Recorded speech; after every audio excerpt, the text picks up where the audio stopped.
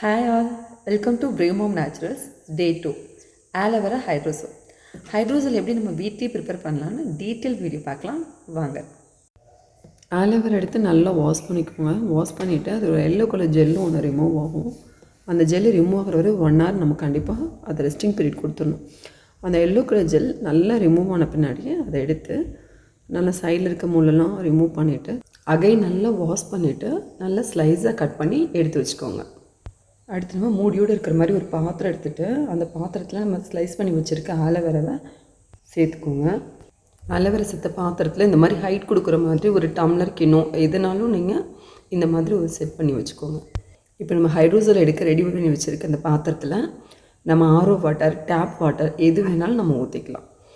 ஊற்றிட்டு அதுக்கு மேலே நம்ம ஒரு பவுல் வைக்க போகிறோம். இப்போ இந்த மாதிரி ஒரு பவுல் வச்சு நல்லா அதை செட் பண்ணிக்கோங்க.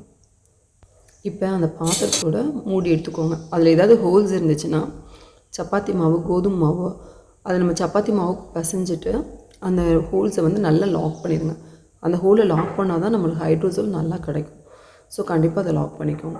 அதுக்கப்புறம் அந்த லிடக்கு தலைகீழ கவுத்துட்டு நம்ம ஐஸ் க்யூப்ஸ் நிறைய ஆட் பண்ணணும். ஸ்டவ்வை ஆன் பண்ணிவிட்டு நீங்கள் ஐஸ் க்யூப் மாற்றி மாற்றி போட்டுட்டே நீங்கள் நம்ம எவ்வளோக்கு எவ்வளோ ஐஸ் க்யூப் சேர்க்குறோமோ அவ்வளோக்கு எவ்வளோ ஹைட்ரோசோல் நம்மளுக்கு பியூராக கிடைக்கும். நான் திரும்ப ஐஸ் க்யூப் ஆட் பண்ணிகிட்டே தான் இருக்கேன் நான். இப்போ நீங்கள் அதில் நல்லா பார்த்தீங்கன்னா தெரியும், அந்த புகை மேலே பட்டு அது நீராவியாக கன்வெர்ட் ஆகி நம்மளுக்கு அந்த பவுலில் கலெக்ட் ஆகும்.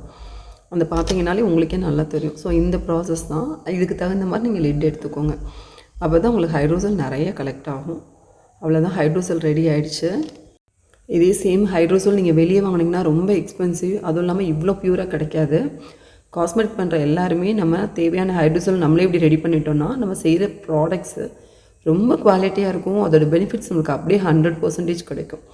இப்போ நம்ம எடுத்துக்க ஹைட்ரோசோலை ஒரு ஸ்டெர்லைஸ் பண்ண ஒரு கிளாஸ் பாட்டிலில் ஊற்றிக்கோங்க. நம்ம ரெசிபி கம்ப்ளீட் ஆயாச்சு. தேங்க்ஸ் ஃபார் வாட்சிங். நம்ம பிரேவ் மாம் நேச்சுரல்ஸோட Day 3 ரெசிபியில் மீட் பண்ணலாம். Thanks for all.